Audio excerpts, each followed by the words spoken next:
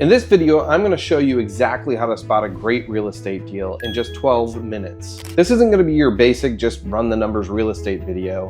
I'm going to be showing you exactly how to evaluate properties quickly and efficiently so that you can confidently make offers before your competition even finishes their spreadsheets. This video will show you the exact step-by-step process you need to follow so that you never have to watch another video on deal analysis again. Let's get into it. First, let's cover what makes deal analysis simple. Most investors try to analyze every deal across their entire state or beyond. They jump from market to market trying to learn multiple areas at once, and that's like trying to become fluent in 5 languages all at the same time. It just doesn't work. Here's what really matters. First up, market mastery. You need to pick one specific area and become the absolute expert. I'm talking zip code, street names, even which side of the block gets more sun. You want to get to the point where you know what a 3-bed, 2-bath house sells for on Church Street without even looking it up. But you get to that mastery with reps in the same location. And when you know your market like this, outliers jump out at you. You'll see a deal and instantly know, that's $40K under market. What's wrong with it? Or better yet, that might be the one. This level of mastery lets you analyze in seconds, not hours. Second, you need contractor relationships. If you don't have at least 1 or 2 reliable GCs in your area that you have developed a relationship with, you're not analyzing, you're guessing. You need to understand the real-world cost of a bathroom remodel, a roof replacement, or a full gut job in your market. Not what someone on YouTube paid in Texas, what it costs you. When you've built that relationship, you can say, hey, what's your ballpark for a 1,200 square foot cosmetic rehab, and get an answer in minutes. This is how pros analyze 10 properties in one afternoon without ever pulling out a calculator. Finally, the biggest time saver of them all is single focus investing. Pick one property type, single family, multifamily, whatever. Pick one renovation style, light cosmetic, full gut, doesn't matter. And pick one exit strategy, fix and flip, BRRRR, long-term rental. Why? Because mastery comes from repetition. And when you analyze the same types of deals over and over, you develop pattern recognition. You'll start to see what a good deal looks like without even trying, like a sixth sense. And that's when things really take off. Now, I'm going to walk you through a 12-minute analysis process. Let's head over to Zillow.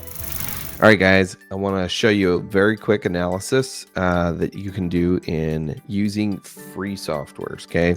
So it's unnecessary to spend a bunch of money on expensive softwares, especially if you're just beginning your journey. A lot of the tools that you need are available to you free online through services like Zillow, Realtor, Google Maps, super helpful tool for being able to quickly analyze properties.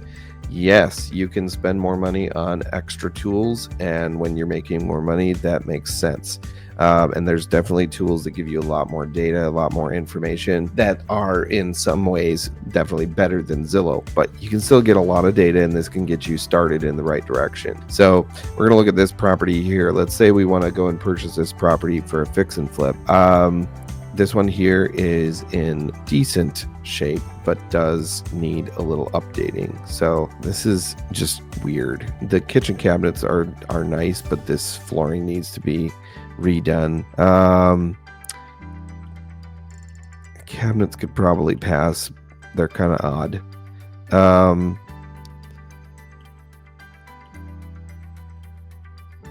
Mostly cosmetic changes. I mean, this tile's still in decent shape, but it's ugly. That whole bathroom setup is kind of ugly. Same with this nasty, weird green shower stuff. So primarily cosmetic, just light rehab that's going to need to be done. So let's quickly comp it out, and we'll make sure that we know what our ARV is going to be, so that when we figure out our rehab budget that we want to put into this thing, we know exactly what the price point is that we would be offering on this property. So this is a 1,620 square foot house. So let's just make sure that we've got our square footage parameters set correctly. So let's see, what did we just say it was? Oops. Let me actually pull this up on another screen. That way we don't lose track of it. Let's see here. Let's put it in here. Boom. Okay. All right. That way we've got quick access to it if we need to pull it up. So let's just quickly look through this. So it's 1,620 square feet. So we want to make sure that we are comparing with properties that are plus or minus 250 square feet. So we'll go ahead and subtract 250. We want to be somewhere in that 1,300 range. Now Zillow has set parameters, so there's not a whole lot you can do about that. So we can go to 1250 and then, you know, add 500 and we're sitting at 1878. Okay. So probably going to be sitting at closer to 2000. So we'll set it at 2000 square feet. Build year. This is super important. 1961. Okay. So we're going to compare with properties that are plus or minus 10 years. Okay. Okay. So, and then we're going to start with 90 days. What has sold in the last 90 days that's within these parameters here? So let's go ahead and pull back and let's just see what we get. Okay. So we got a couple of things, a couple of properties here. Our lowest comp is this one here. Highest is here. Middle of the road, kind of there. All right. So let's take a look at this one. This is our lowest. Why is it low? Let's look through this really quickly here. Pleasant.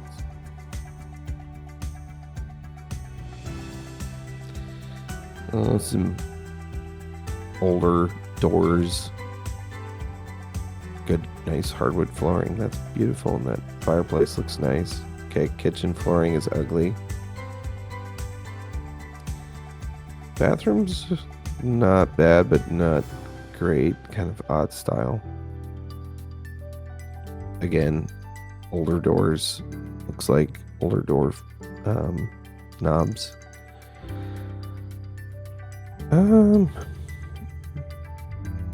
Man, I guess that is kind of a more modern flooring, but odd style of choice. So obviously they went with some eclectic taste here that maybe caused them not to command a very good price. I don't know. Does look like relatively newer cabinets, but they are sure ugly. Okay, so interesting house. Okay, we got that one. Let's see. We got this one here. This is already lovely. The curb appeals nice. Nice landscaping. They made it look good. Made it look real good for the pictures. And yeah, the inside is great. They did a nice job on the rehab here. Kitchen's nice. That counter's interesting, but overall those are really nice, you know, modern, basic modern cabinets there, and updated, you know, appliances. So this one looks great. Did a nice job on that one. And let's see. We got one over here. Didn't do a whole lot with their curb appeal for their pictures by any means. Kind of not amazing. Let's see here. That's just ugly. Not sure what to make of that. Like some sort of weird stone flooring. Anyway, it looks like they got hardwood throughout.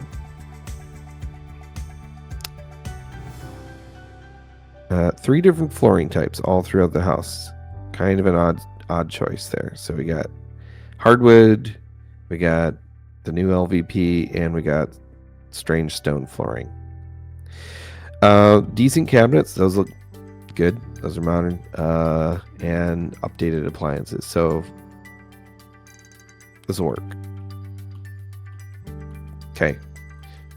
Not the greatest renovation job I've ever seen, or style choices, but not terrible either.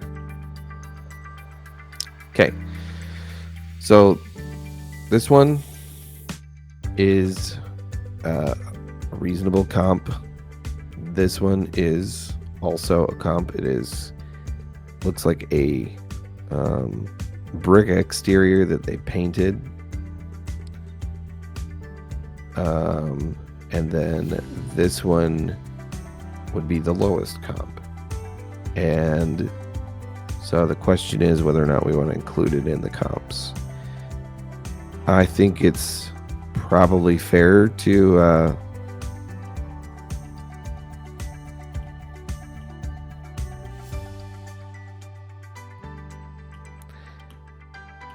I think it's probably fair to go ahead and include, but it is definitely going to drag down the average a little bit. So let's go ahead and just quickly run the numbers here. So let's just throw together some price per square foot. For some reason in this area, Zillow is not running the numbers for price per square foot. So we're going to do that really quick here. I got 365 divided by 1,701 square feet. That's 214. Okay. And then we got 444,000 divided by 1,914. That's okay.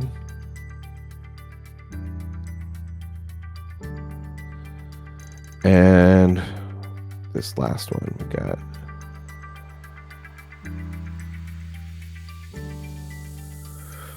divided by 1,903. Okay, so that is 220. Okay. All right. So actually, real quick, is this in the last 90 days? Yes, it is. Good. Okay. So all of these are within the last 90 days, which is good. We want to make sure that we're comping closer to our purchase price. We want to, or closer to the time frame we are purchasing, right? We don't want to be, especially if we're doing a fix and flip, you don't want to be comparing with prices that were 6 months to a year ago when you're going to be selling 6 months from now or later, because those prices are going to change, and you don't want to count on just appreciation. You want to know what it's going to sell for today. All right. So last little double check is, okay, we said this is a 1620 square foot house, right? So is everything within a comparable range? We want it plus or minus 250 square feet. This one, I believe it is, what was it, 1630? 1620. There we go. 1620 plus 250. So we know that this one's a little big, this one's a little bit big, and this one's sitting at a comparable range. Okay, so we know that these are actually a little outside, but we also have nothing else to compare it to. Okay, there's nothing else in this neighborhood that's showing up in that zone. I don't want to expand my square footage radius. I don't really want to expand my year because I want to make sure I'm comparing within the same year. And as of right now, given that I have these three comps, I don't really want to expand my time frame. So I think we can go ahead and work with these, even though they're a little bit above what I'd want to do. So let's go ahead and do the average. So 214 plus 231 plus 220 divided by 3 is my average price per square foot, and that's times the 1620. So put my after repair value at 359. Okay. So my after repair value on this property is 359. So this is how you can quickly define what your ARV is, and then you need a couple more metrics to be able to figure out what are you going to purchase this property at. Another thing we want to check is average days on market, guys. Average days on market is really important. So you're going to go here, look at when was it listed, right? And when did it sell? This is about 30 days almost. Okay, same here. We're going to look here. When was it listed? When did it sell? Listed, sold, about 30 days. This one here, when was it listed? This one was listed and stuck around for a while. Okay, so this one took a while to sell. This was, we're looking at almost 3 months. So almost 90 days on market there. And this one may have already had some other problems with it. So hard to know for sure. But we know that we're sitting conservatively. We're sitting at 359. We know that on average, we could be sitting at 30 plus 90 divided by 3, average days on market 50. That's still, under 2 months. So that's a good one. So you can still have your rehab take a couple months, still get it on the market and sold within 6-7 months or so. All right, so next up, you want to make sure that you know how much work your property needs. So you're going to need to touch base with this is where your relationship with your contractor matters. Okay, so this is fairly light rehab. You're going to probably need to do the flooring. You need to spruce up, some of the styles in the house. Looks like the bathrooms in particular could use a nice, better, shower situation. Okay, maybe some of your fixtures and things like that could be changed out. So this is where connecting with your contractor is going to be really key in knowing what your costs are. So once you've dialed in that rehab estimate, let's just say that it needs maybe $15,000-$20,000 worth of cosmetic rehab to get this spruced up to what some of the other houses in the neighborhood are at. Okay, so here's the burning question, right? How much can you pay for this property? Okay, we've already dialed it in. ARV is probably sitting at 359 conservatively. That's a good conservative estimate, right? So what should I offer on this property? Well, it's $359,000 for the ARV, and you need to figure out what your maximum allowable loan offer is. And remember, that's the maximum you should be paying.